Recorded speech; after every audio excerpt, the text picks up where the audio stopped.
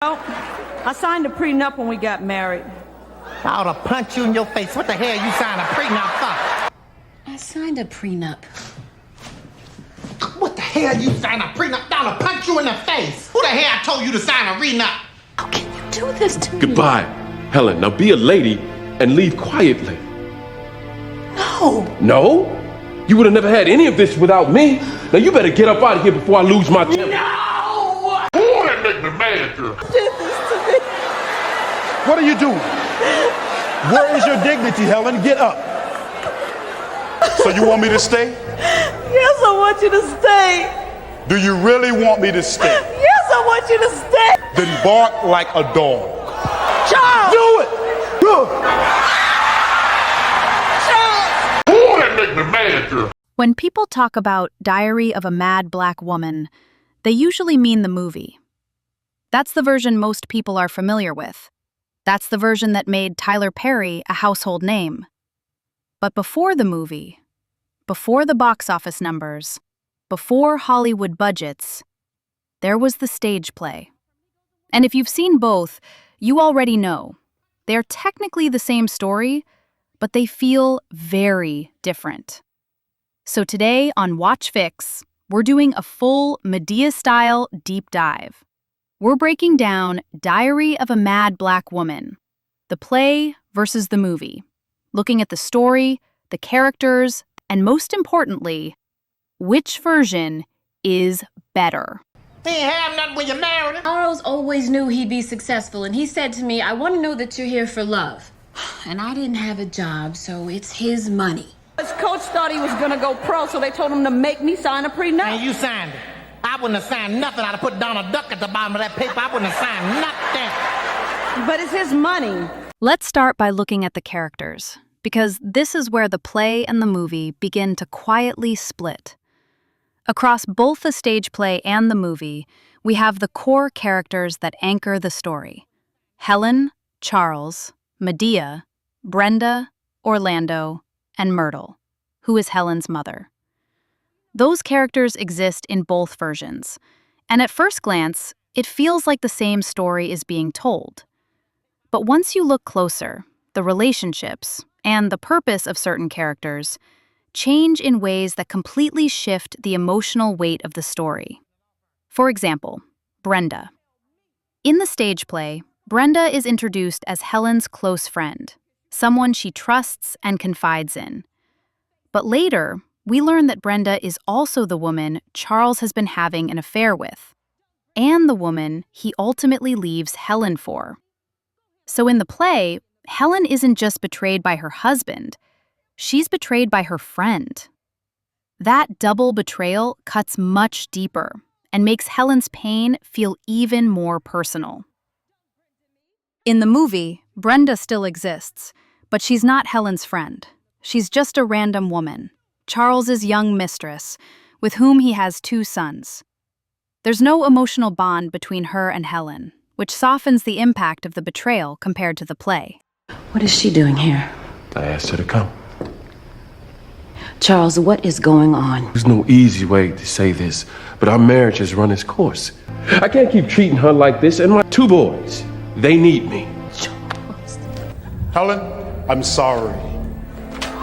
Brenda! Don't Brenda me. Helen, you don't know how to treat this man. You know what, honey? Go handle your business. I'll be in the car waiting. What a friend to you! It's Charles, over. I can't believe you Face did it, this it's to me. over. Who are you? Who you? I'm the owner of this house. Wrong answer. My granddaughter Helen is the owner of this house. You the hoe. You ain't got no power or no deed. I need to speak with Helen. And who is you? That's the low-down, dirty female dog that stole my husband. You're gonna have to come back tomorrow. That's the day she talked to hoes. If I call the police, they're gonna be here in 10 minutes. Okay. Then that leave me 9 to beat the hell out of you. You think? I know Taekwondo. And I know whoop your ass. Step into the light, Caroline. Step into the light, Caroline. Medea, I'm gonna deal with her because you know... No, you gonna deal with her like a white woman. I'm gonna deal with her like a black woman, okay? Another key difference between the play and the movie is how Helen meets Orlando. And that change actually says a lot about each version of the story. In the movie, Helen meets Orlando after Charles kicks her out of their home.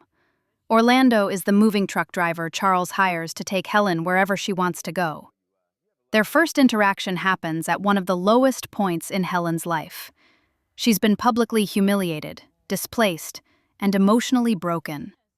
Orlando showing up in that moment makes him feel like a source of stability and kindness when she needs it most.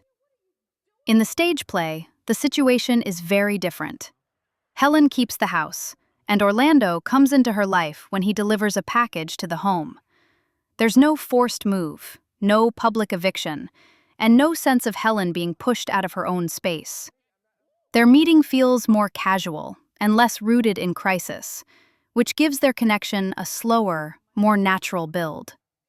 That difference matters because, in the movie, Orlando is tied directly to Helen's loss and transition, while in the play, he enters her life without her being stripped of everything first. It subtly changes how we view Helen's recovery and how quickly Orlando becomes part of her emotional support system. What are you doing? Work? Where are you going with my things? Take me where? He has alienated me from my entire family. I don't have any place to go. Hi, Miss McCarter. I have a package here for you. Hey, listen, Miss McCarter, I've been meaning to tell you, you have a lovely home here. It's a house. It's not a home. Oh, I see, In the stage play, we meet Daddy Charles, who is Charles's father. He's a very comedic character, but his role actually carries weight. Daddy Charles has a direct connection to Charles, and more importantly, he genuinely cares about Helen. He openly despises the way his son treats her and isn't afraid to say it. His commentary balances humor with accountability. He's funny, but he's also one of the few characters who truly calls Charles out and defends Helen in a meaningful way. In my right mind. Well, tell me what day it is. A day that the Lord has made. That's some no good evil or something. I don't know why you married that boy. 'Cause I love him. Yeah, do he love you? That's the question. Of course he does. No, he don't. I see him talking to a whole bunch of females at work. He is a lawyer, and he has a lot of female clients. No, pimps talk to a whole lot of females, not no lawyer. In the movie, Daddy Charles is removed entirely. Instead, we're introduced to Joe, Medea's brother. Joe has a very similar personality. Loud, inappropriate, and completely over the top. But the intention behind the character is different. Unlike Daddy Charles, Joe doesn't care about Helen at all.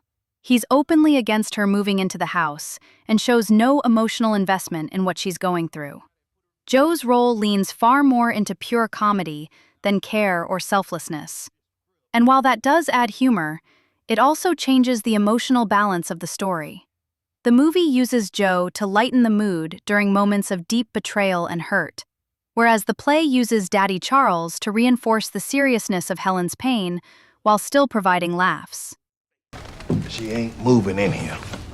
Ain't enough room in this house for all of us here. You need a job. Dear, I don't know how to do anything. I got a job for you as soon as I get some more Vaseline. That's your family. That's your dead husband's side of the family. She ain't no kin to me. And then there's Brian, a character who only exists in the movie. Brian brings an entirely separate storyline into the film, one that focuses on problems within his own family, including his wife's struggle with substance addiction and how it affects their children, especially their daughter Tiffany. What makes this subplot connect back to the main story is the fact that Brian's wife is also an old friend of Helen, which creates another emotional bridge between their lives. None of this exists in the stage play. The addition of Brian's storyline gives the movie a broader scope and allows it to touch on more real-life issues, but it also shifts attention away from Helen in a way the play never does. The play stays tightly centered on Helen's pain, her marriage, and her emotional journey, while the movie expands the world around her. The mother of my kids is a junkie. What's going on? Now that we've covered the characters and the most noticeable differences between the play and the movie, let's get into the story itself. Because at its core, the main storyline stays largely the same in both versions. In both the stage play and the movie, Helen's marriage is shattered when her husband Charles leaves her for another woman. Helen is blindsided, heartbroken, and forced to rebuild herself after years of loyalty and sacrifice. Eventually, Charles suffers a life-altering accident that leaves him needing constant care, which brings him back into Helen's life. At first, Helen is not gentle about it at all. She's angry, resentful, and honestly ruthless in how she treats him, and understandably so. This is the man who humiliated her, abandoned her, and destroyed their marriage. Both versions allow Helen to express that anger before she begins the slow process of healing. You know, Charles, I was such a good wife to you. And it makes me mad as hell when I sit here and think about how faithful I was to you. All the fine men that wanted me, but no. I said no because you were my man and mine alone. I'm the one that loved you, not that stupid slut. Do you see what you left me for? This is what you left me for. She didn't give a damn about you, Charles. She told them to let you die. I was your wife. I loved you. I never would have hurt you. Why did you do this to me? Where the movie expands the story is in the backstory behind Charles's accident. In the stage play, we're simply told that Charles was in an accident that left him paralyzed. The details are vague, and the focus stays on Helen's emotional response rather than how it happened. In the movie, however, we actually see the events that lead up to the accident. Charles is shot by one of his clients, a man who was on trial for shooting an undercover cop during a drug deal, and became enraged by the outcome of his case. This added layer gives the movie more context and tension, allowing viewers to see how Charles's own professional and personal choices ultimately contribute to his downfall. The biggest and most important difference, though, comes down to the ending. And this is where the play and the movie completely diverge. Charles, only on 3 conditions. Anything you say, You have to promise to go to church with me every Sunday. Oh, yeah. I promise. And you have to promise to go to counseling with me. I promise. And you have to promise to never, ever lay your hands on me again, or you will be going to the grave. If God is my witness, I'll make it right this time. Charles. You know I love you, right? And you know I'll always be your friend. In the movie, Helen forgives Charles, but she does not take him back. Instead, she chooses to move forward and build a relationship with Orlando. Forgiveness doesn't mean reconciliation here. It means release. Helen heals, grows, and chooses herself. In the stage play, the outcome is very different. Helen forgives Charles and ultimately decides to give their marriage another chance. They reunite, signaling a belief in redemption, accountability, and rebuilding what was broken. That single change shifts the entire message of the story. The play leans into restoration and second chances within marriage, while the movie leans into personal growth, self-worth, and choosing happiness after betrayal. And depending on how you view forgiveness, love, and healing, one ending may resonate far more than the other. I just want you. I just want you. Ask me again. Ask me again. I love you. Now comes the ultimate question. Which version is better, the play or the movie? Honestly, they're both good, but they shine in very different ways. What really makes the movie stand out is the performances. Kimberly Elise delivers an absolutely unforgettable portrayal of Helen. And let's be real, I don't think I've ever seen a Kimberly Elise movie where she isn't crying, hurting, or going through something. That emotional depth works perfectly here, because Helen's pain feels raw, believable, and earned. Then you have the legendary Cicely Tyson, who brings grace, wisdom, and emotional weight to every scene she's in. Her presence alone elevates the film. And of course, Shamar Moore, the eye candy of the movie. Now, We can acknowledge the talent and admit that braided wig was doing him no favors. But still, he brought charm, warmth, and balance to the story as Orlando. The movie also gives us Medea in full cinematic chaos and introduces Joe for the first time with his inappropriate humor and loud, over-the-top personality. Joe leans heavily into comedy, and while he doesn't carry the same emotional weight as Daddy Charles from the play, he adds a different kind of energy that works well on screen.